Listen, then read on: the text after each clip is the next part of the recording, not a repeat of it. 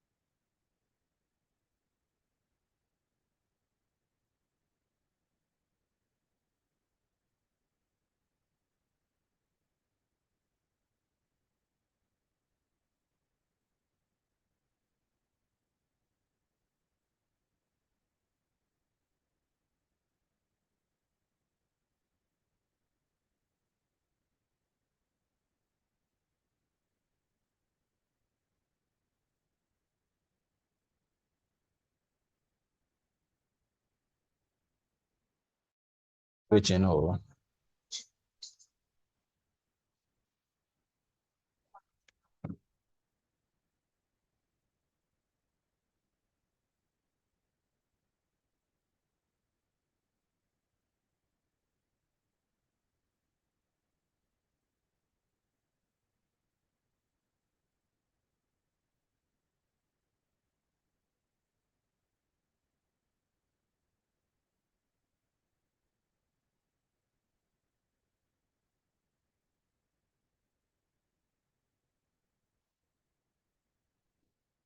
Thank you very much, Efua.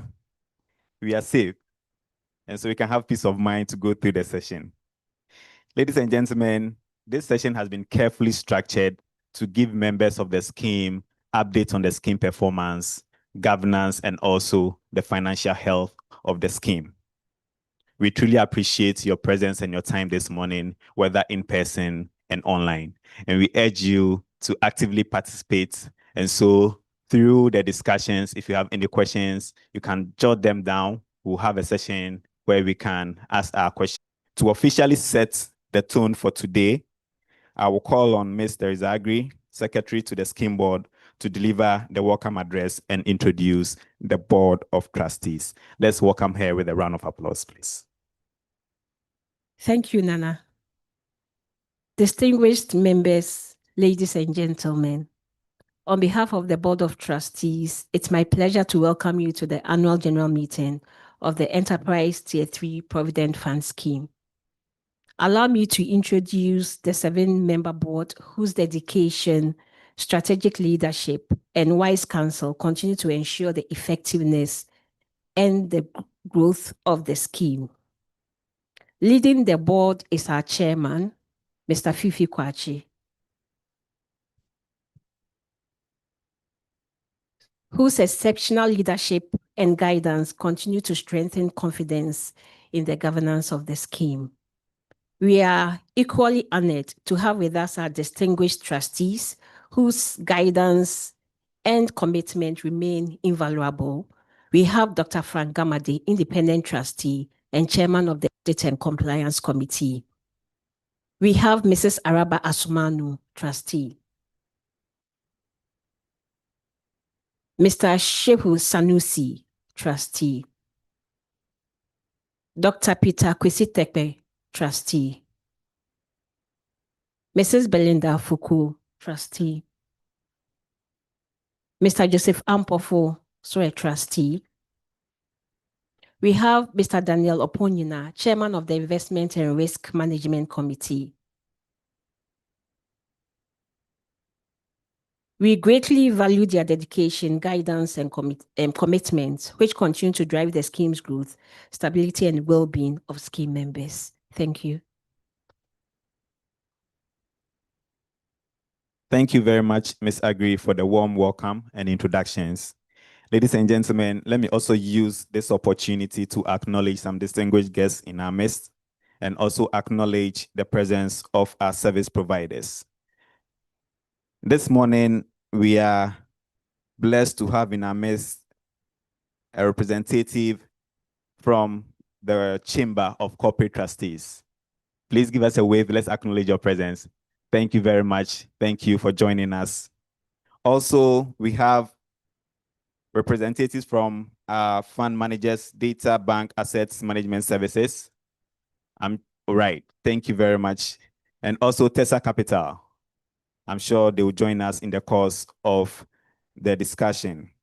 Our scheme custodian, Stanbic Bank, Rest from Stanbic Bank, thank you very much for joining us. And scheme auditor, PricewaterhouseCoopers Ghana, thank you. Thank you very much for joining us. And the special guests, I'm sure you're wondering who the special guests are. Our employees and members joining us in person and online. We appreciate your presence. Thank you very much for your time this morning. Ladies and gentlemen, we'll zoom in to today's program. After taking the welcome address from the board secretary, we want to go straight to the board chair's statement. So I'll invite the chairman, Mr. Fifi Kwache, to give us his statements. Let's welcome him with a round of applause, please.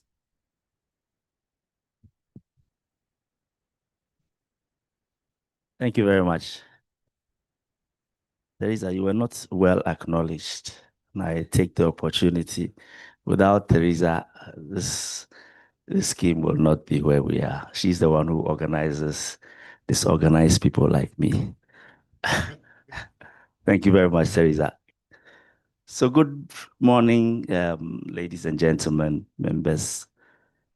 It's my pleasure to welcome you to the annual general meeting of the Enterprise Tier 3 Provident Bank Scheme. And on behalf of the Board of Trustees, I'd like to express my appreciation for keeping faith with the scheme over the years.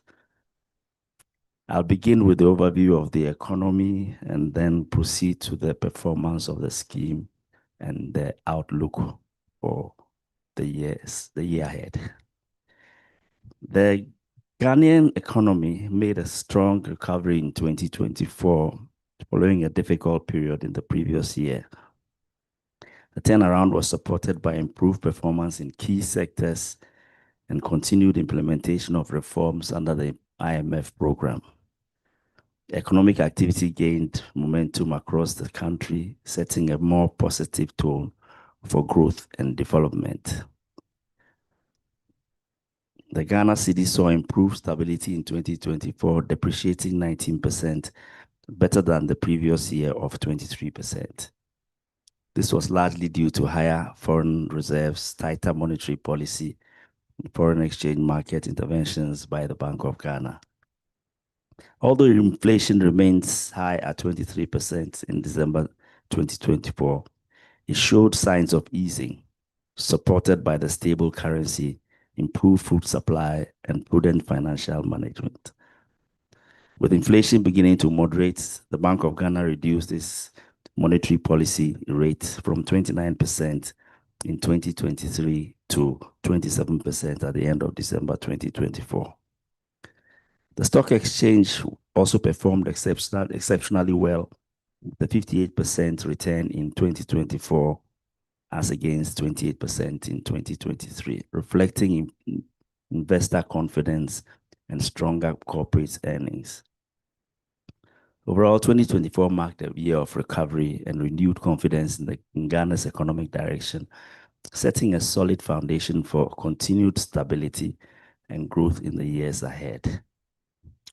The outlook for the Ghanaian economy in 2024, basically as outlined in the budget statement, is that the economy is expected to grow steadily in 2025 with a projected rate of between 4.5%.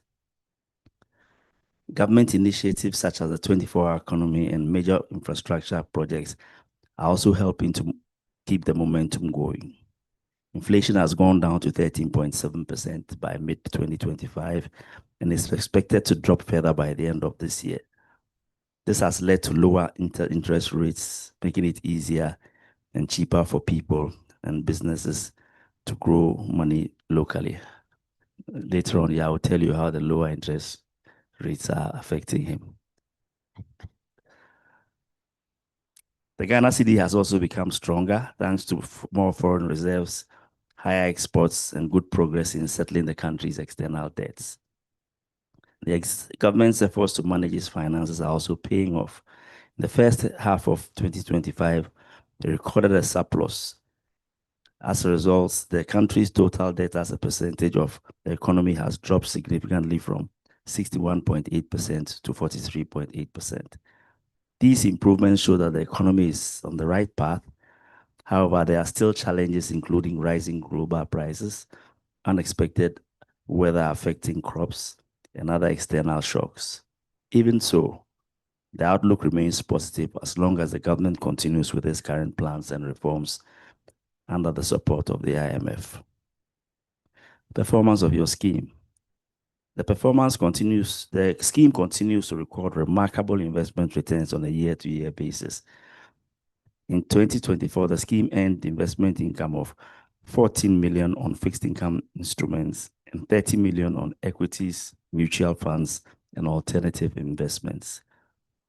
The scheme delivered a return of 16.8% for 2024 and has achieved a compounded annual growth rate of 19.56% since inception.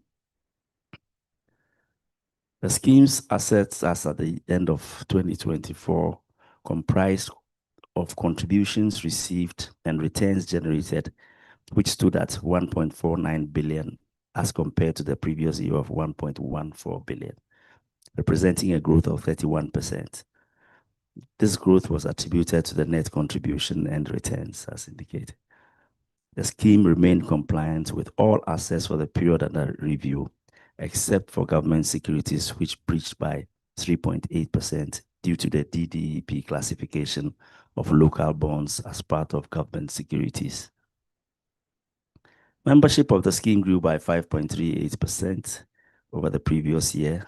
Total membership as at 2024 stood at 46,133 as compared to 43,778 in 2023. Total benefit paid amounted to 201.72 million compared to 363.25 million in 2023. Of this, retirement benefits amounted to 26.2 million, with the highest single benefit paid during the year being 1.8 million. In 2024, we deepened our engagement with members through initiatives. We continued the Tomorrow Today webinar and launched a Young and Invested podcast to connect with the youth. Quarterly new joiner sessions were held to orient new members. In August 2024, we organized our maiden AGM to present the scheme's performance and interact with members as we are doing today. We also issued quarterly reports and newsletters to keep members informed and empowered on their retirement journey. Key regulatory activities over the period was, a key highlight was the go live by the regulator on the risk-based supervision portal, which is now being used for all regulatory reporting activities.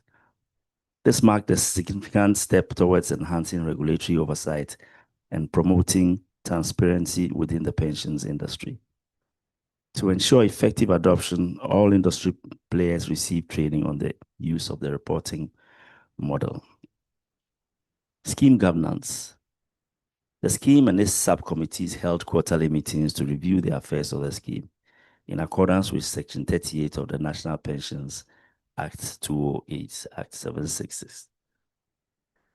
Changes to the trustees over the period. In the Board of Trustees bid farewell to Mr. John Fiam Koblavi, the independent trustee of the scheme, who retired after 8 years of dedicated service.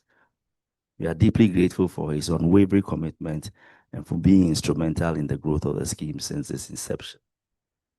Following his retirement, Dr. Frank Gamadi was appointed as the new independent trustee of the scheme. And on behalf of the board, I formally welcome him and look forward to his varied expertise he brings for the continued benefit and advancement of the scheme.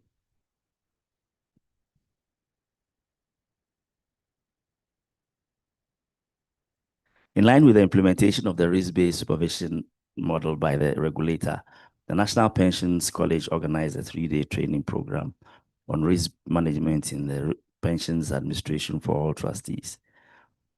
This training aimed to strengthen trustees' capacity to identify, assess, and manage risk in line with evolving industry standards and regulatory expectations.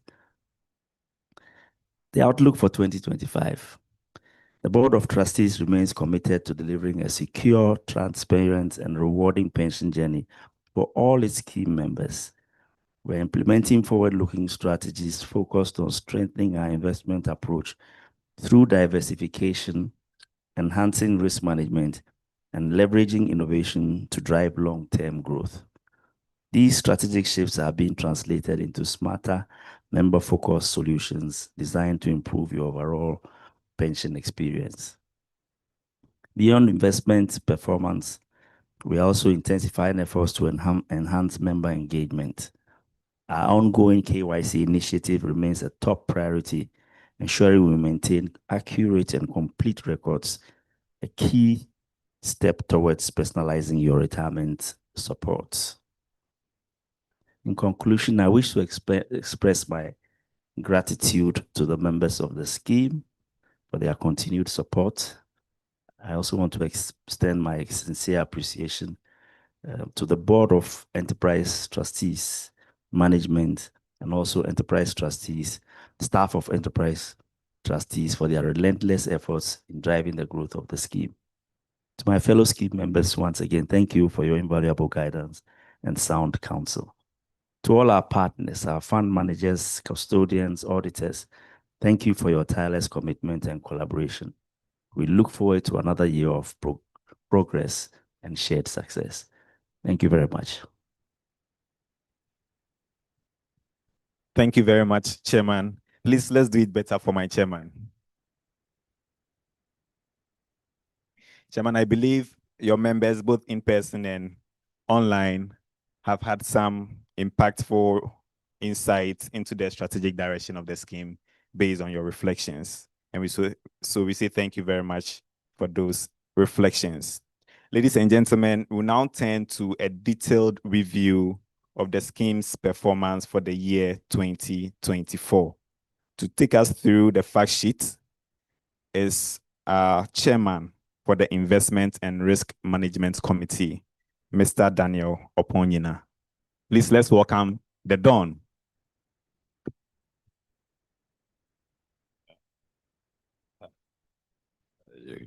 Thank you very much, my brother.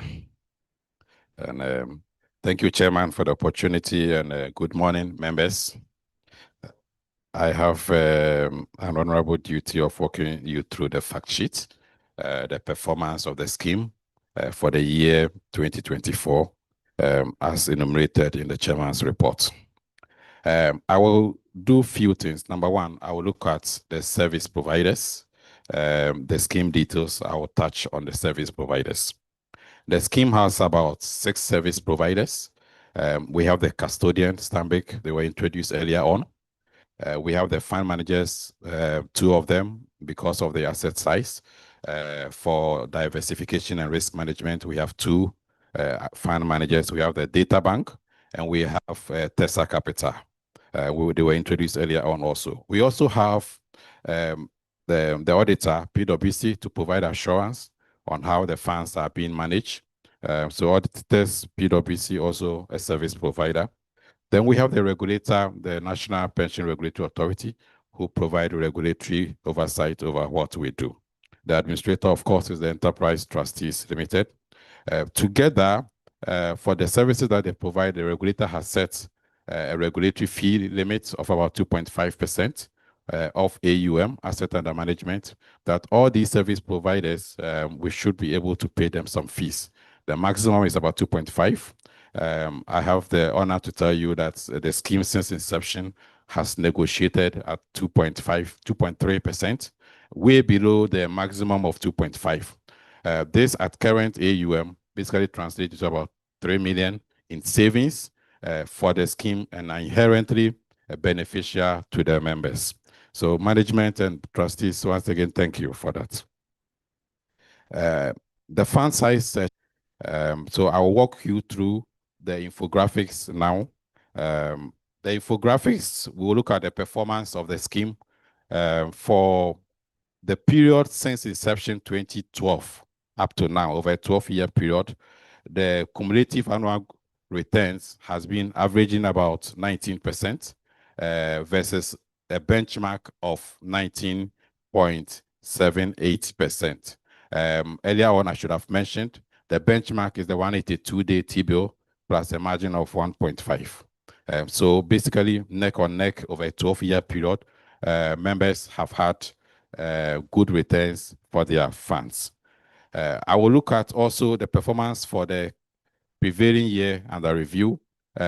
We performed 16.5% returns versus a benchmark of 29%. If members will recall, in 2023, we basically were neck on neck with the benchmark that was set, 29% versus 30% that was set because of the elevated T-bill rate at the time, 182-day benchmark rate. If members will also recall, something exceptional happened during Q4 2023 as we entered into 2024, which is the period under review. The DDEP that the government concluded with the pension funds came into effect. As a result, the high returns that were generated in 2023, basically as we entered into 2024, the returns on the DDEP funds or the bonds basically had depressed the total returns within the investment environment within the Ghana market. So I will look at that. So that accounts basically for why you see a difference between the actual of 16% versus the benchmark of about 29%. I'll walk you through the assets portfolio. The scheme is mandated to invest in a whole lot of portfolio that are regulated by the National Pension Regulatory Authority. They include local government bonds, government securities, corporate bonds, money market instruments, equities, and mutual funds and other alternative investments. So for the year under review, the asset allocation were about 78% were in GOG. If 78% of your portfolio out of 100% is in GOG and GOG returns are depressed as a result of the DDEP, basically it will compress and depress the returns for the period. So 78% of the assets were in government securities. It comprises what were in ESLA, what were in Dachi bond, and what were in normal GOG returns over the period. We also had about 9% in money market, fixed deposit, repos, etc. over the period. We also ended with 3%, almost 4% in collective investment, CIS. Equity had about almost 4%, and normal corporate bond also about 3%. Cash in hand was about 1% over the period as we ended. The scheme basically, because it works within an environment, macro environment of Ghana, it has some bit of risk that permeates all the investment arena within the economy. So some of the risk that the scheme is exposed to, which are monitored consistently over the period by the trustee and management, include regulatory risk. It includes credit risk, market risk, liquidity risk, currency, and inflation. Basically, the risk within the macro environment. Thank you for this. Okay. Please do it better for Don. Thank you very much, Mr. Ponyina, for the detailed breakdown. I trust it has been enlightening for all of us. Let me take this opportunity to remind us that there will be a Q&A session. And so if you have questions for our participants in-house, please jot them down. When the time is due, we'll give you the opportunity to seek the clarity and ask your questions. For our members joining us virtually, please take advantage of the chat or the Q&A box and drop your questions. We'll do well to address them when the time is due. Ladies and gentlemen, we will now receive the scheme's financial statements together with the reports of the trustees and the auditor thereon for the year ended December 31, 2024. To do this for us is our auditors, PwC. Please let's welcome them with a clap.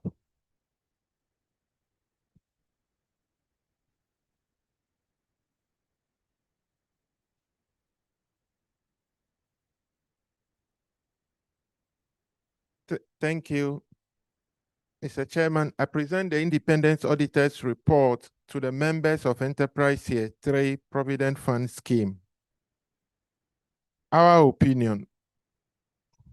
In our opinion, the accompanying financial statement gives a true and fair view of the financial position of Enterprise Tier 3 Provident Fund Scheme as at 31st December 2024, and of its financial performance and its cash flows for the year then ended in accordance with International Financial Reporting Standard as issued by the International Accounting Standard Board, with the IAS 29 directive issued by the Institute of Chartered Accountants Ghana, and in the manner required by the Occupational and Personal Pension Schemes, the General Regulations of 2011. What we have audited. We have audited the financial statement of Enterprise Tier 3 Provident Fund Scheme for the year ended 31st December 2024. Those financial statements comprise the statement of net assets available for benefit as at 31st December 2024, the statement of changes in net assets available for benefit for the year then ended, the statement of movement in net assets for benefit for the year then ended, the statement of cash flows for the year then ended, and the note to the financial statement, which include a summary of material accounting policy information and other explanatory information. Mr. Chair, the basis of our opinion is to the fact that we conducted our audit in accordance with the International Standard on Auditing, and we believe that we have the audit evidence. We have obtained the necessary audit evidence which are sufficient and appropriate to provide us with a basis for our opinion. And in terms of independence, the firm PwC and those that have worked on this assignment are independent of your scheme and other related entities. Key audit matters. Mr. Chair, the Institute of Chartered Accountants required us to include key audit matters in our audit report. Even though the standard on this actually dealt with listed entities, because your scheme qualifies as a public interest entity, we are to do so. And not surprising, given the industry in which you operate, we settled on the derecognition laws of Government of Ghana Eurobond that you exchanged in 2024. So as part of our opinion, you will see on that page a two-column, one indicating what we consider the estimate and the judgment that are involved in the fair valuation of those bonds. And then on the other column, the procedures we perform and audit evidence we obtain to arrive at our conclusion. Other information. Mr. Chair, we are also required to obtain all other information that are accompanying the financial statement and review them for consistency. We are happy to report that we received all those information and no such inconsistencies were noted. Continuing with our report is a reminder of yourself as trustees to the financial statement, and those for us as auditors' responsibility for those same financial statements.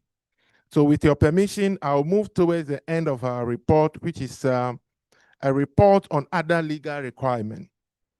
The Occupational and Pensioner Pension Schemes, the General Regulations of 2011, requires that in carrying out our audit, we consider and report on the following matters. We confirm that 1, we have obtained all the information and explanation which to the best of our knowledge and beliefs were necessary for the purpose of our audit. 2, in our opinion, proper books of account have been kept by the scheme so far as appear from our examination of those books. 3, the scheme balance sheet, which you refer to as a statement of net assets available for benefit in your industry, and profit and loss account, which is a statement of changes in net assets available for benefit, are in agreement with the books of account. And finally, 4, with respect to the provisions of Section 35 of the Occupational and Pensional Pension Scheme, the general regulations of 2011, we did not identify any instance of non-compliance based on the procedures we perform. The engagement partner on the audit resulting in this independent auditor's report is Destiny Atachiche with the ICA number 1619, and the report was signed on behalf of PricewaterhouseCoopers dated the 30th of April 2025. Thank you, Mr. Chairman.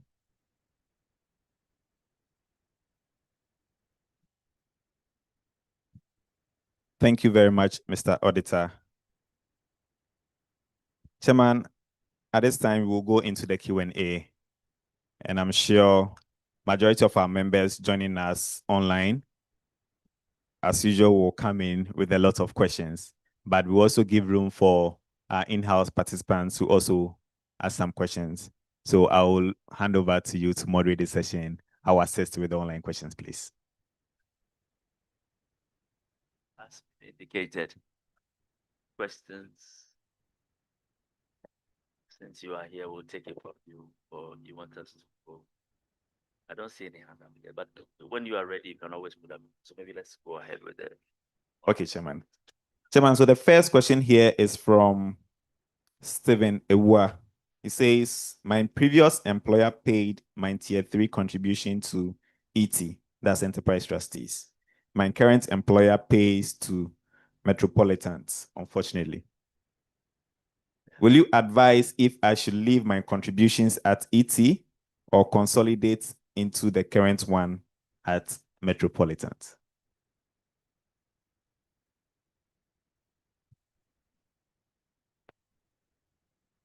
So this is a very interesting question.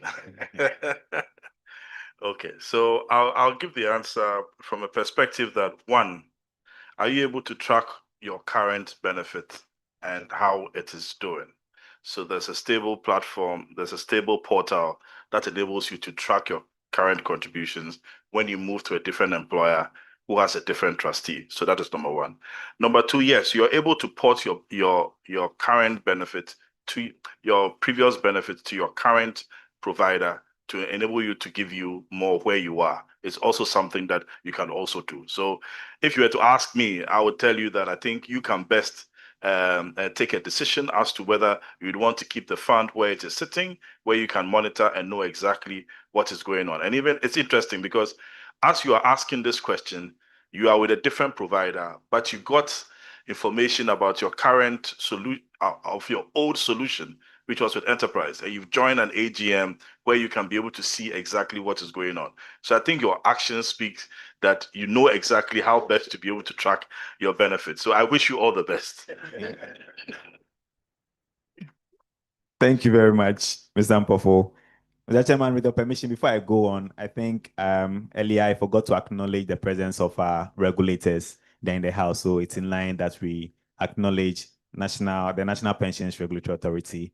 The reps, please give us a way so we can appreciate your presence. Thank you. Thank you for joining us. Mr. Chairman, I have a couple of questions online. This is actually packed from one person, but it's 4 questions. So we'll take it one after the other with your permission. The first one says, what is the projected return for this year? And how confident are you in achieving it given current market conditions? What is the projected return for this year? And how confident are you in achieving it given current market conditions? Yeah. No, that, okay, that, sorry. Hello. As indicated, the fund benchmark is 182-day T-bill plus 1.5%. That is the benchmark that the scheme has set for itself. So we hope and we manage the funds to ensure that we meet this benchmark. So this is what I will say about the expectation for this year. 182-day T-bill plus a margin of 1.5% is the benchmark we are working with. Chairman, I think the second part was how confident are you in achieving it, given Okay. the current market condition? Okay, so if we look at the year-to-date performance, I think we are in line to achieve that. We have, if we look at the asset portfolio that we shared, about 78% is sitting in GOG. Those GOG bonds went into the DDEP environment, and I think the bond is about 19%, 18-19% returns, yielding that returns. If you look at the other asset portfolio, which is equity, we have some bit of spread within that environment. If equity is doing well, it also impacts that. If you look at money market rates are depressing because TB rate has come down significantly. As a result, all the money market returns are also coming down. So if you look at the aggregate of it, about 78% of your funds sitting in GOG, yielding about 18-19%, plus all the other things, if you should be able to achieve a minimum of the 182 T-bill rate plus 1.5% for this year. Thank you very much, Don. Mr. Chair, I think there was a hand in-house, so I want us to take the one in-house, then we'll go back online. Mr. Chair, my name is Maxwell. I'm representing San Lodge Hotel. The first questionnaire said something about you're able to track your investments in terms of the Provident Fund or mutual fund. So I was wondering that portal that first we used to be able to check your investment in terms of Provident Fund or tier 2 or tier 3 in the same portal. But enterprise have changed their system. So you are not able to check your previous company because now everybody using the same SNIT number. So if you've changed your company to a different company, you can still track where you left, where if your old company is still paying into enterprise. But currently, you cannot able to do that because you just put in your SNIT number into the portal number. It can only give you where you are working now. You cannot even track the previous companies where you left before joining your new company. And also, secondly, I wanted to find out whether the GOG investment that they've given us, are they paying the returns? Because seeing the DDP thing came up, they said they've stopped paying the investment, the return. So I don't know whether they started paying or something. I want to know. Thank you. Please let me quickly indicate that yes, the coupon payments are being paid. We received the recent one almost about 2 weeks ago. In terms of it was fully paid up. So government has not reneged in any way in paying the coupon. So we do receive the payments on a regular basis. Hilda, please take the first question around the portal. So, Mr. Chairman, the complaint that has come up about the historical movements of members across employers is an information that we are aware about. And we are working closely with our tech team to fix that anomaly. We assure our employees that the moment that has been resolved, we would inform them, but they can be assured that it's something that we are really working at getting resolved. Thank you, Mr. Chairman.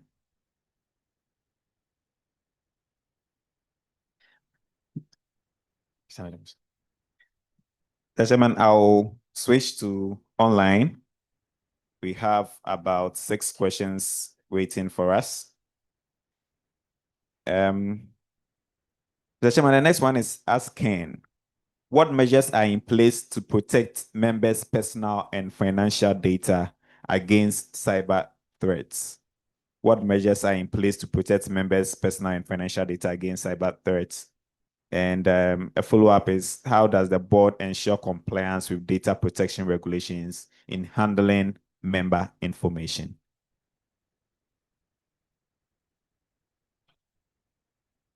Okay. So thank you. So let me start by saying that first of all, we have our data protection certification, and that's a license that we usually would go for and they will come and do the inspections and check whether our processes and our systems are in place. I'm also happy to announce that we've also subjected ourselves to ISO certification. We've gone past the first stage, and we are currently, even at the moment, in our second and final phase. And we hope that by the time that is through, we would also have the full ISO certification. That even gives credence to the kind of processes in terms of data that we have, the processes that we have. I believe that answers the question on the data. On the cybersecurity, please rest assured that yes, we do what we call, there's an external party that does the penetration testing to ensure that in terms of cyber attacks, we sort of like are current with the kind of firewalls and protection that is required. So we do have that kind of engagement. And when we also with our auditors, they also external auditors, they also check to be sure that those kinds of things are being run from a company perspective. So all those things are in check. Thank you. I'll also add that when it comes to data protection, we have 2 certified data protection supervisors in place. Then we also do consistent training when it comes to data protection. And regarding our organizational and technical controls, we have all in place. So be assured that your data is protected. Thank you very much for the assurance. Mr. Chairman, the next question says, how is contribution and withdrawal data being analyzed to forecast scheme sustainability and cash flow needs? Please, I take it again. How is contribution and withdrawal data being analyzed to forecast scheme sustainability and cash flow needs? And I think we can add the next question, which is also in line with withdrawal, says, can I do a partial withdrawal of my contribution? If yes, what percentage can I withdraw?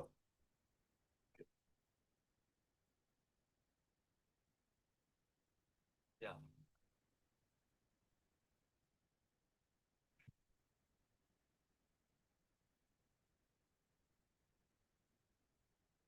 All right, thank you very much, Mr. Chairman.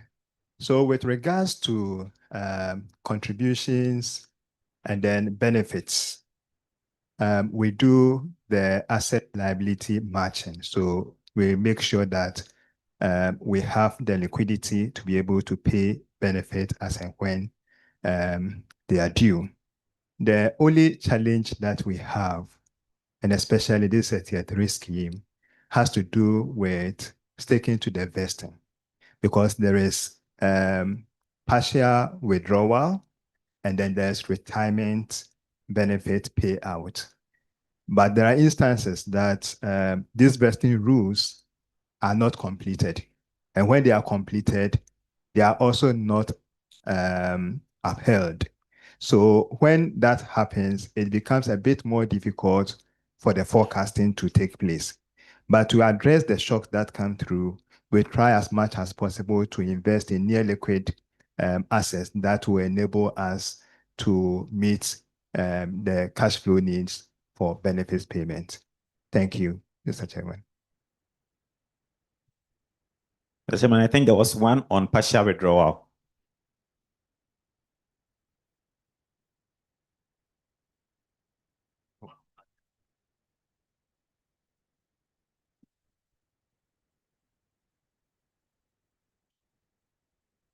So the question says, can I do partial withdrawal of my contribution? If yes, what percentage can I withdraw? Thank you, Mr. Chairman. So that is equally based on the vesting rule.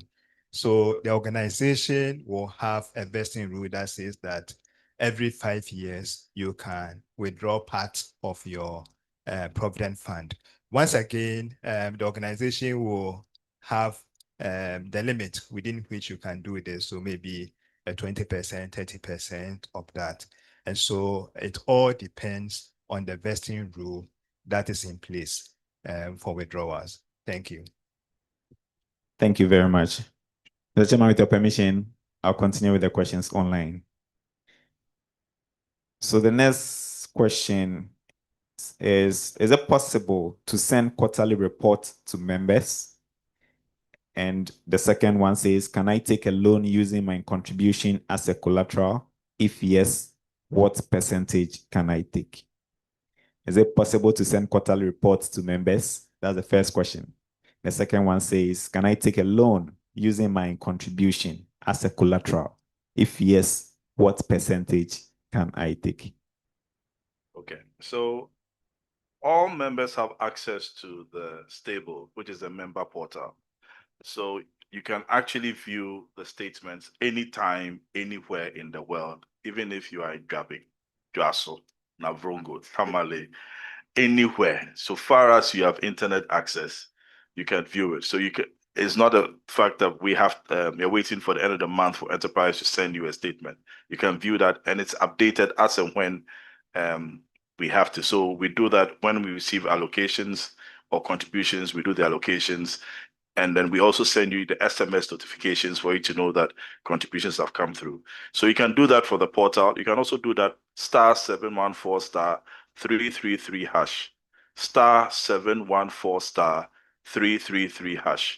When you do that, you can also, it gives you a brief statement as to your current contribution, even the returns, and then also the last contribution date. So that is a summary. But when you go onto the portal, it gives you the entire history and it's available to you. So we don't have to send it to you every month or every quarter or anything like that. So that's just to update you. And you asked a question about whether you can take a loan. So we do encourage members not to make withdrawals on their tier 3 to fund certain minimal projects, because when you take out, you reduce the potential for your fund to grow to a certain steady amount.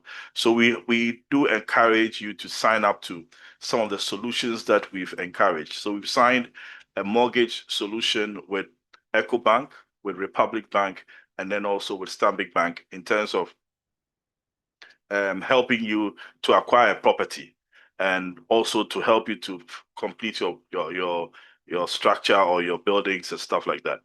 I know the challenge has been the theory and then the reality, because what tends to happen is that when somebody wants to be able to build to purchase a home, what is the value of the property that they might go to, and then when they take a look at their balance.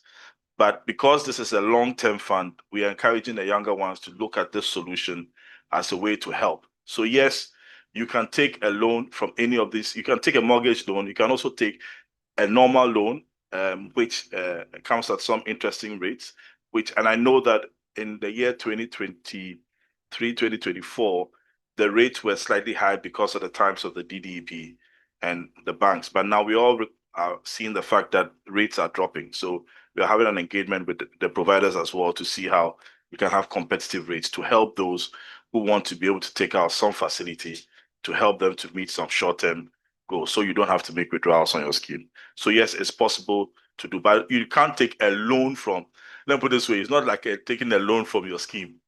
So you come and say, oh, that is a payout. But then if you haven't done 10 years, then there'll be a tax of 15% on it. But the very first place is, does your vesting rule allow you to? So because these are contributions from employer and an employee, first of all, have you agreed on the terms within which you can get access to your fund? So if your company allows you to be able to have access to the fund, then you can be able to do so. So as Yao indicated. But yes, loans are possible and you use your fund as a collateral. But your company must also be aware of these facilities. So I can't just go and take a facility without a company, especially if the employer is also contributing to the fund, then they must also be aware of such contracting parties. Thank you very much, Mr. Chair. We have 2 more questions online. With your permission, we'll go to the next one. He says, good morning. Well, it's good afternoon now. So my company has stopped paying for us monthly on our Provident Fund. That is no more deduction for the past 3 months. What is the effect on we, the contributors? Okay, so I'm sure we'll go behind the scenes and get to know the company. But we know tier 3 are voluntary schemes, but they are voluntary to set up. But once they are set up, you cannot decide not to contribute. So that is the other side about it. And what the law says is that you are likely to get a 3% surcharge for every default that goes on. So we'd have to have an engagement with the company to understand exactly what the situations are for which maybe we don't know whether it's cash flow or issue. But I'm sure, as you're saying 3 months, I'm sure we probably might have engaged the company, but we'll get behind the scenes and understand which particular company you're talking about and probably get a sense. But largely, once you enter into this solution, you cannot decide to contribute 1 month and forget the other. It's a continuous engagement. And here's a case where if the company is doing it, then the employees must also back it up, or the employees are doing it, they may encourage the company to also back it up. But at least once you start the contributions, then you must ensure that every single month they are being paid. So we'll have to check on the issue of, but what happens is that for loss of interest, the law has indicated that then there must be a 3% surcharge on the employer. And that is what is done. So 2 more questions, and I'll take both of them so we can address. This one says, and I'm reading just as it's here. If I am no more, how can my kiddies as beneficiaries assess my contribution? If I am no more, how can my kiddies as beneficiaries assess my contribution? And the second one says, would you advise a member to keep both tier 2 and 3 with just one trustee, say enterprise, or for risk and uncertainty, recommend having different trustees manage them? Okay. So thank you. I'll answer the last question first. So thankfully today we've had 2 sessions. We've had a session on a tier 2, which had a board and which had a separate mandate. So in itself, and the service providers were also different. So don't forget, every contribution that is made is not made into enterprise trustees company account. No. All contributions are made into the scheme account, which is held at a custody bank. So if you look at the way pension schemes are, somebody would say, how do I diversify your portfolio if we are with the same company? There are 2 different separate entities, which is Enterprise Tier 2 Fund, which is a fund which has separate providers, and then the Enterprise Tier 3 Fund, which also has separate providers. So in this particular case, as far as diversity is concerned, you do have that diversification that you're looking for. The company would not commingle and have a challenge, and you say that is the same thing that's happening to me. To some large extent, yes. We are putting in place all these mechanisms to do with cyber issues and all those things, which we want to be sure that every company is susceptible to. But please rest assured that you can keep both funds with enterprise and will be happy enough to manage it. But as you can see, the board that sat here this morning is not the same board that is sitting here this particular afternoon. So please take note of that. Then the earlier question was on the kiddies. That's a very interesting question, because sometimes we don't disclose financial transactions with our family members. So we are times where we might have some very interesting portfolio sitting somewhere, but nobody knows except you. So yes, you must disclose these things to your close ones, so that in the event something happens, they know where to get to. But it's important that your beneficiaries are updated with some contact numbers as well. So when you go to the stable, you are able to update your beneficiary and provide the contact numbers. Now, what happens is that in the event that we don't get to hear from you for quite a long time, and we have to sometimes, don't forget, individuals move to other companies, so your company will stop paying for you. We would try to engage you through your contacts that you do have. But I know people that have passed on that really, the question is that nobody knew where the fund was. And these things will eventually come up, but it's important for you to update your beneficiaries. Please don't feel as though once you disclose, it means that they'll knock you off early. We did have some feedback when we went to some company to do on-site education. And at the end of the day, people felt as though quite clearly that we This one, I don't tell my wife or I don't tell my husband. I don't want them to know. If they get to know, they say, hey, but what are you doing here? Sorry, it doesn't work that way. It's very important. And another challenge, when some of us started these contributions, we were not married. So who were our beneficiaries? They were probably our parents, or our siblings. That at the end of the day, we got married, we started a family, and we have not updated the schedules. If something happens, your spouse will come in here and we say we don't know the spouse because they are not the named beneficiary. The named beneficiary will probably be your mother or probably be your father. And if you have a very cantankerous in-law, you have a challenge. So we encourage members to update their beneficiaries on a regular basis. Don't do it every day. That's what we are saying. But on a periodic basis, when you have such major changes in your life, so you are now married, after the honeymoon, you now sit down and then you say, let me put my affairs in order. And then after you had your kids as well, you now update and you have percentages.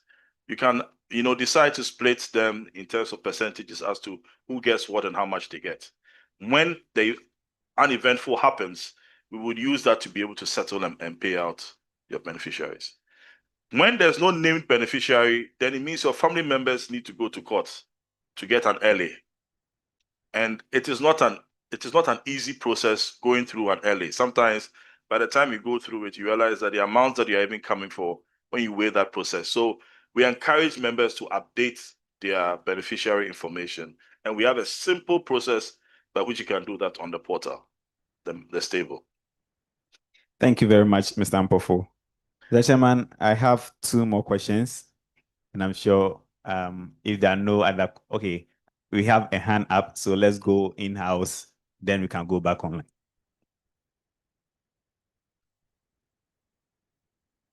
So just a follow-up on the beneficiaries. In the morning, I forgot one issue, and then I just want to bring it up. My name is Iris from AIB Apex Bank. There was an issue about beneficiaries. Now we were told that you would have to have your beneficiaries updated in the portal before your request for withdrawal will be made, like before payment. So it was a condition precedent. If you don't have any updated beneficiaries any beneficiary at all in the system, the money was not going to be given to you. So there was one instance where my colleague was insisting he was not ready to bring any beneficiary. And then the other side to enterprise will say, okay, then we won't give you your money. Meanwhile, he needed the money for something very urgent. So it was a back and forth. We had to virtually I called him to my head of department office to go and literally beg him to update, because enterprise was on that stance that no, he came there. It was some quite back and forth. So I just want to ask, I don't know whether that is the rule that, like, by force, if you don't update, we won't give you your money. So that stand I thought was too harsh. And so if it is that, then maybe we would, as much as try to encourage them our staff to update, I also plead that some cases we should at least a bit from the side of enterprise loosen up a bit, because he was like, that's my money. I want it for something. You can't tell me I should bring beneficial. I don't have. And they were going back and forth. It was not a very good thing. So just let's take note of that. Unless it's not a rule. Okay. So please blame me. And I'm looking at my regulator because there's a report that we file. It's called Regulation 58. And in that Regulation 58, as part of our compliance, the regulation is that we are supposed to provide, when we're doing the enrollment, the member was supposed to have provided all this information. But in the earlier beginnings, we sort of like will allow you to update, so we enroll you. you know, but in the real sense, if you have not provided it, unless your state, you know, that's why people, if you notice, you go to Tier 1, they'll have to use, let's say, a family member, you know, just to be able to pass it. Because when the benefits, you are no more, we have to pay the benefit to somebody. So that is part of the enrollment phase, which we in the beginning, I think we had a bit of a lax, so we allowed it, but we needed to enforce that particular rule. And I was getting a lot of queries from my regulator because when they look at that particular report, they wanted to see that we had complied as far as the beneficiaries were there. And I've also cited examples of challenges that people have faced when they have to provide LAs. You see, so the practical thing is because the person is not there, he or she doesn't see the essence. But I do get a sense that you would have to provide it before you even started. But because we had started the process, I think it's sort of like gave people the feel that it's not necessary. So please put the blame on me. I had to one way or the other try and get the system to ginger itself so that we could actually get it on. But I do hear you. We'll look at it on case by case basis. But I think to a large extent, at the end of the day, we have saved that person. We don't know what is going to happen. But the point is that some beneficiary is actually on the file. So it's very important that we actually do so. I just add that. I mean, in our own interest, we all don't know tomorrow. So you don't have anybody on your beneficiary. Update your record so we pay your money. Why should that be a problem? Because in that thing where you're heightened, whatever, and anything can happen to you, this thing is when anything happens to you, who are they going to pay it to? So it's something that it's in our own interest as members to provide this information. And we do it everywhere. When you go to the banks, when you go everywhere, you provide it. You know, if you don't know, Frank, Doc is say, if you don't know where to say, well, you can always put my name. Mr.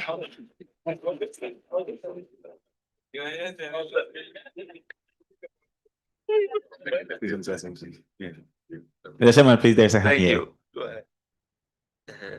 All right. Thank you very much. My name is Cosmas Terkamore, PBC. We have a few challenges, and I want to understand and then how such challenges could be addressed. Some members have multiple scheme numbers. Occasionally, some of those issues have been reported and they have been consolidation. But after that, sometimes the communication in terms of what they should now do becomes another problem also.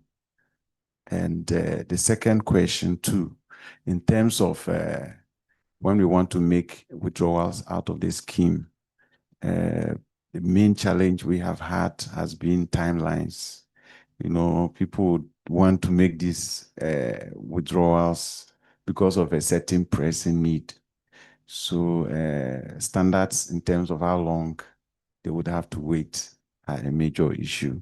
So we'd like to know how such issues can be addressed. Thank you. Thank you very much. I saw my head of operations nodding her head, but PBC is, like you said, I think it's come to our attention on that particular account. So please take note that I will work with you, with the team on that. But I know very well there's some reconciliation challenges that we need to resolve on there in terms of data that had come through when payments were being made. And I think I've cited earlier on about validations and that kind of cycle. So sometimes where it leads to is at the time of benefit payment, these things will rear their head because of the reconciliation issues. But it's something that we'll look at quite clearly. So please rest assured, I will take it up and then we get a solution on.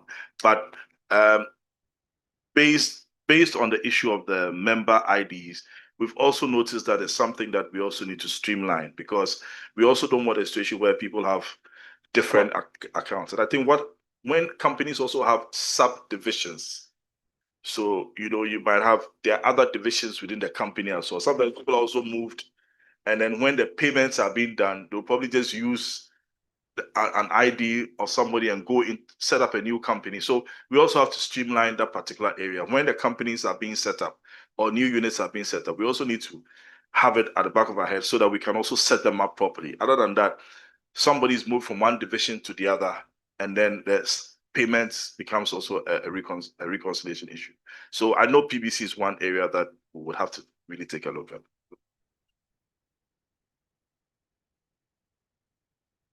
Oh, sorry, yes, the payment cycle is 10 working days, and we even are attempting to even bring it out far lower.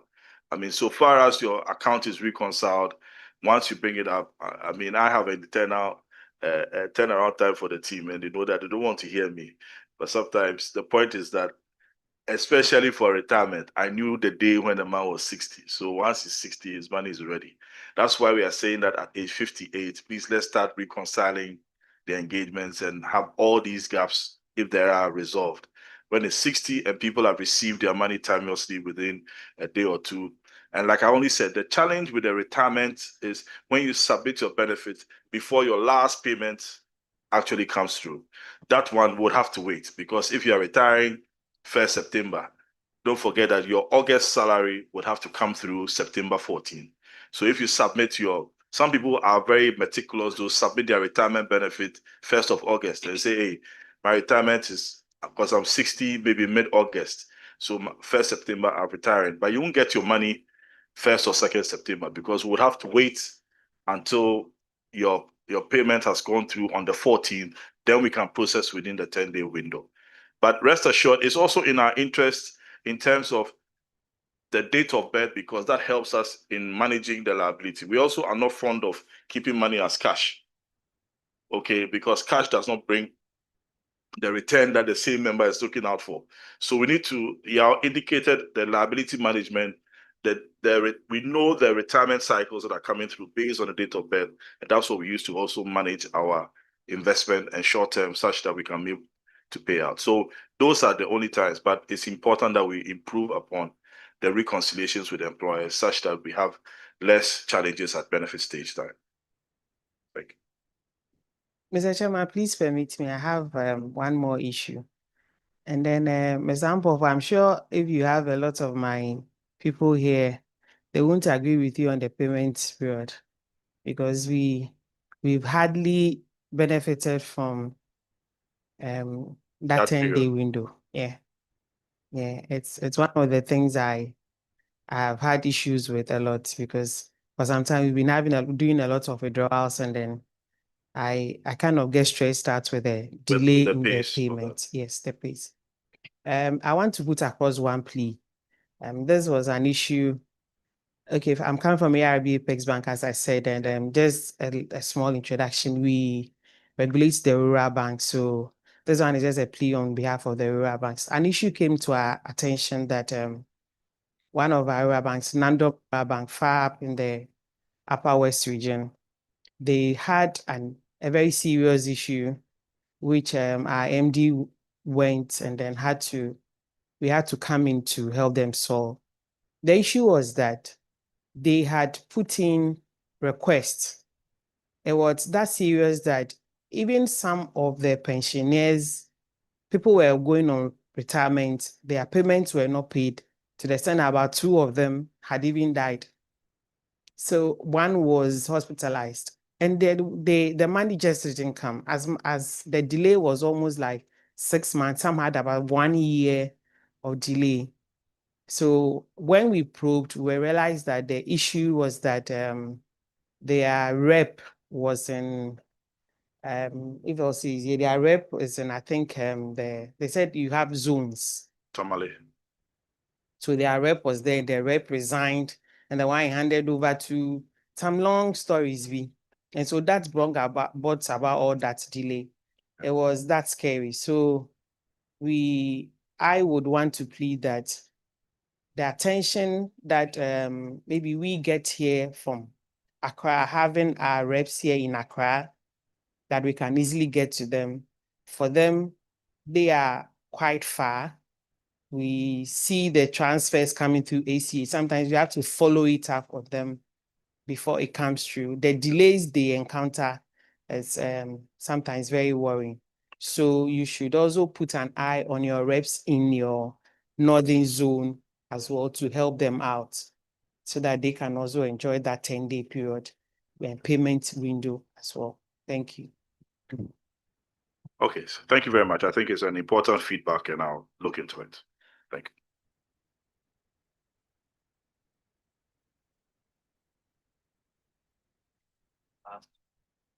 you. Yes, Mr. Chair.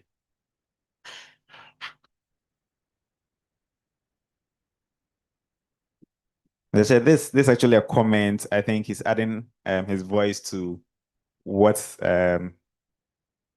his HR has said from Apex Bank. It says completing the form for the beneficiary isn't much a problem, but for enterprise to put on hold parts withdrawal of fund because of that is not the best option too. So like my MD said, it will be addressed case by case going forward. The next question, Mr. Chair, says, if I'm no longer in employment and my previous company is defunct, how do I access my funds? And the follow-up, what about if you lose your job? Can you continue paying the tier 3 yourself? So first one, if you're no longer in employment and your previous company is defunct, how do I access my funds? And the next one says, if you lose your job, how can you continue paying the tier 3 yourself? So I'm sure if you use the term access, I want to believe he or she wants the money. Not that I want to view the statement. So what are the conditions for withdrawal? So if you satisfy the conditions for withdrawal, you can be able to receive it. In this case, the company is defunct. So for us, the issue is that, was there a vesting rule in place? If there was no vesting rule in place, then the question is that, what is the basis then of the withdrawal? Then we'll have to go through it. Because first of all, do I take it that the person on their own without the company could request for the withdrawal? So we'll go through the rudiments and check on that basis. And I'm sure the person can get in touch with us for us to review the process, because it's not that straightforward when the company is defunct and then we have to be able to make payouts to you. So let's take a note of that. And we need to be able to be sure that we are clear on the processes. But it's in our own interest to ensure that we are paying to the right person. That's the most important thing. And what is the condition for the payout? So if the condition is that I am 60 years, but my company has gone on is no more, and we have evidence that the company is no more, retirement, we pay out. So those are stipulated. You are 55, early retirement, but the company is no more. We would, if there's any other reason, I'm sure we'll take a look at it from a standpoint of what the regulations enables us to be able to do. But we are on your side to ensure that you get your money. But the question, I want to be sure that we are paying to the right person and it's for the right reason under the rules that we operate. What was the other question? How can I continue paying tier 3 myself if I lose my job? Okay, so if you've lost your job and you are currently on your own, but you're doing some side hustle and you're able to get some extra funding, I would advise you to set up a personal pension fund where then you can continue the contributions. We can move that fund into a personal pension fund where you can continue to make the contributions, and that in itself will help you to ensure that you are building the fund for the future. *714*333#. That's the way to set up. Finally, Mr. Chair, this member needs a bit of education. It is, can you please explain to us what the various tiers are, i.e. 1, 2, 3, as we have newly employed individuals who need to understand what they are and how they work?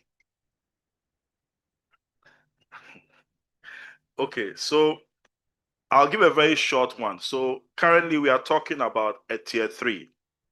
And a tier 3 is a voluntary fund that is set up either by employees alone or the company alone, or a combination of the employees and the company in contributing up to 16.5% to enjoy tax-free holiday. So I am an employee. I contribute, let's say, 10% of my salary. That 10%, when the employer is calculating your payee, they take the 10% out because you are putting it into a fund, and then they calculate your tax on it. So that is it. Then that is So that's why I said that's voluntary. The law does not mandate you, but it says that if you do it, then you have a tax-free holiday. But as an employer in Ghana or an employee in Ghana, you are supposed to contribute 5.5% of your salary into a fund. Employee. Employer, you are supposed to contribute 13% into that fund for the employee. So that makes up a mandatory pot of 18.5%. So what the law says is SNIT, which used to be the previous provider for pensions in Ghana, now per Act 766 is only mandated to provide you with a pension at the end of your working life. So based on that, we transfer 13.5% to SNIT to enable SNIT to use a portion of that to fund your monthly pension when you go on retirement. The other 5% that is sitting on that 18.5% is given to a private company that has been duly licensed by the regulator to manage on your behalf. And when you go on retirement, that private company will pay you a lump sum benefit. So previously, SNIT would pay you both a lump sum benefit and a monthly pension. But now Act 766 has only restricted SNIT to just paying you the monthly benefit, and then the private trustee has now been mandated to pay you 5% every single month. It will now pay you a lump sum from that 5% every single month. So anytime you hear tier 1, just take in your mind that tier 1 is SNIT, that is paying me my pension every month when I go on retirement. When I hear tier 2 is for the private sector companies that will pay my lump sum benefits to me. And then when I hear tier 3, there are two components, either the Provident fund like I talked about, or a personal pension fund that I will set up on my own. But for you to benefit from the personal pension for tax, your company must take note of it when you're calculating your payee. That's the most important. So I'm sure I've just tried to give a summary of the three. So SNIT is tier 1, the private sector pensions like enterprise and the rest. Our executive secretary is here of the chamber. He looks after all those in tier 2 and tier 3 as the industry person. So we manage tier 2, the 5%, and then we also manage tier 3, which is managing that 60.5% or any other fund that is sitting in there. Thank you very much. Mr. Chair, there are no other questions online. If in-house we have no other questions, would want to. Okay, last comment from the trustee. Thanks very much. With regards to the questions that were asked on withdrawals and also percentages of how much to withdraw, I think that I've seen that maybe there will be a gap between the employer and employee in terms of understanding what the vesting rules are in the various organizations. Maybe some of them might not understand what a vesting rule is. And so it's important that employees get that understanding from the employer. I think that will make it easy. It's just the rule that has been set by the company as to the percentage of whatever access you have to your fund that you can withdraw. So every organization set rules that tells the employees that maybe you can only withdraw every 2 years, or even if you want to withdraw every 2 years, you can only have access to your percentage of contribution. That is if the employer is contributing and employee is also contributing. So it's very important that all employees who understand these rules in their organization, then that will help them to know how much to withdraw. So all employers, it's very important that you organize, or maybe during forums, you explain this vesting rule, because not everybody will be able to read when it's communicated either by emails or any other medium. This is what I want to clarify so that people will better understand what the vesting rules are. Thank you. Thank you very much, Peter. So on that note, no further questions or comments. I think we'll move on with the agenda. Thank you very much, Mr. Chair. And I'm sure you agree with me that it's been a very interactive session, and the contributions will strengthen the scheme and make this AGM richer going forward. Ladies and gentlemen, as we near the close of today's AGM, I think it is important that we take some remarks from the Managing Director of Enterprise Trustees. Help me welcome Mr. Joseph Ampofo to give us the first minutes.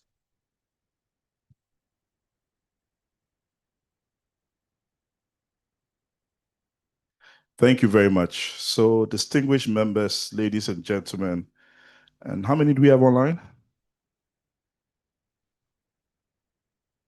Close to 100. Okay, wow. So, as we draw this year's annual general meeting of the Enterprise Tier 3 Provident Fund Scheme to a close, I wish to express my sincere appreciation to you, our cherished members, for your time and active participation and commitment to the scheme. Your engagement is what keeps us moving forward. I trust that today's presentations have reaffirmed your confidence in our unwavering commitment to growing and protecting your retirement benefits, even in the face of economic challenges. In 2024, your AUM ended at 1.8 billion.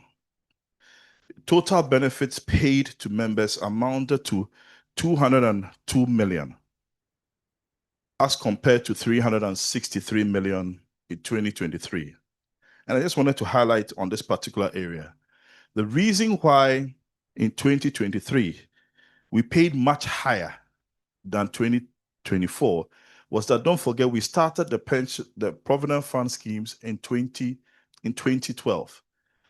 So as we talked about the 10-year period for which people could make withdrawals tax-free, it started kicking in from December 2012 right through 2013. So which meant that your 10-year anniversary would then fall 2022, 2023. So a majority of us, our 10th anniversary fell in 2023, and then which meant that from 2023, 2024, depending on when you set up your Provident Fund, your 10th anniversary would be around this period. So for the past 2-3 years, we have been settling the 10th anniversary, but I think we've gotten to the taper end where we've done most of the cycle. So you now see that the withdrawals are now also falling in. And just to also give you some insight, I mean, in any scheme, the higher the withdrawals, then you also slow down the rate of return. So those of you who sit on a tier 2 fund, you will notice that if you do some slight comparison, the tier 2 fund is doing slightly a little bit better than a tier 3 fund, simply because of the return, the withdrawal effects. And don't forget, when we make the withdrawal, we are the ones spending it, so that's fine. But except that on a tier 2, it is for the future. So that's the whole point. I just wanted to draw that distinction. But like, these numbers are not mere statistics. They represent real lives impacted, goals achieved, and retirements made more comfortable. We have discussed a lot around KYC, and I think I'm happy as the kind of feedback that we are getting, even when we are trying to ensure that certain KYC is updated. So it's important that we get to complete it. There's a link that has been provided that I'm hoping that we can use to update some more as we carry on. And also for participating employers, well done. There's quite a number of us who have actually been doing the right thing. Every single month, you actually go through a validation cycle, you actually make your contributions, and then we're able to do the allocations. However, there are a few of us who are still not following through the due process, simply because when we sit in the offices, we can easily do transfers into the scheme account. Very easy. But if you don't validate, you will cause a reconciliation problem. So it's important that you do the reconciliation by doing the validation. And now we provided that power in terms of the platform. So you can easily do the validation without having to send an email to billing.trustees. You don't need to do that. So there's a portal that you can actually go and validate, get the code, and then use that code to make the payments. Please, when you are doing the transfers, it's very important that we stick to using those codes, because that code enables us to speak directly to the bank, where we can simply do a host to host, and then we can seamlessly do the allocations to members. So that's also a very key thing for employers. So I'm pleading that those few employers who are not following through this principle, please help us. By working together on these, we can safeguard timely allocations and enhance the overall experience. To my fellow Board of Trustees, past and present, I extend my gratitude for your leadership, dedication in steering the affairs of the scheme. To our fund managers, Tessa Data Bank Asset Services Limited, and to our custodian, Stanbic Bank, auditor PwC, and to the hardworking team at Enterprise, I say Ayiko.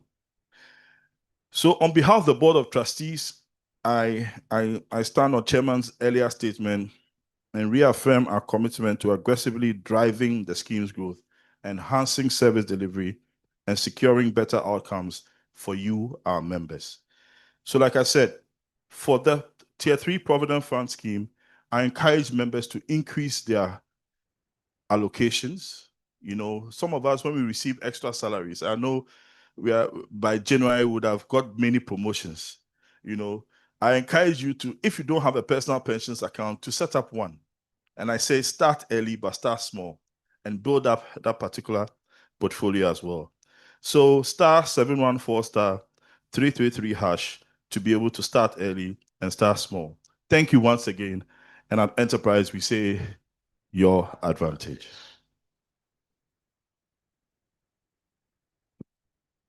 Thank you very much, Mr. Ampofo, for the closing remarks.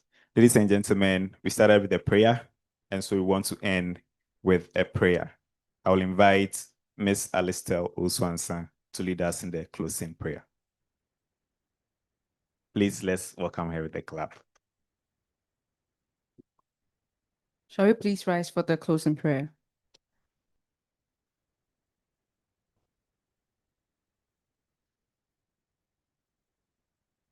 Father, we thank you for today and we thank you for the success of this meeting. As we go to our various destinations, we ask for your grace and mercy. In Jesus' name, amen.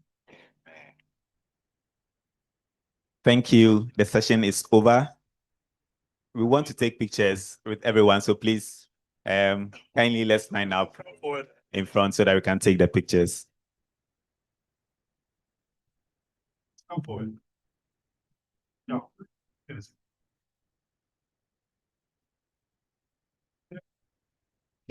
I think a major reason why people struggle to plan for their financial future is because of the lack of education. Financial planning can feel overwhelming, especially when the future seems so very far.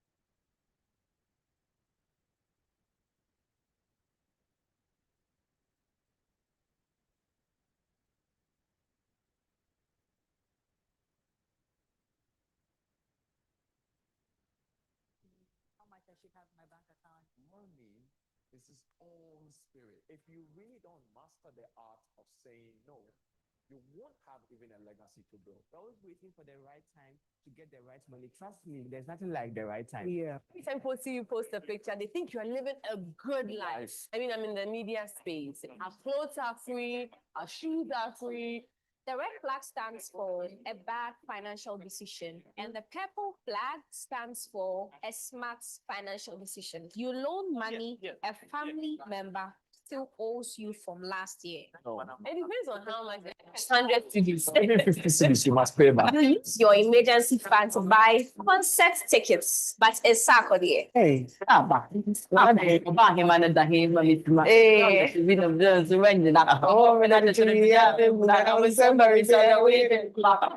the business world, it's not easy at all. Very tough. Even with enterprise trustees, we do have a lot of investment opportunities. If there's any pressure on me, then it's for myself. Don't get the wrong woman as a man. Yeah, thank you. Young Investing Season 2 is here. Premieres on June 27th, 2025. Get ready for bold conversations, fresh perspectives, and real stories that matter.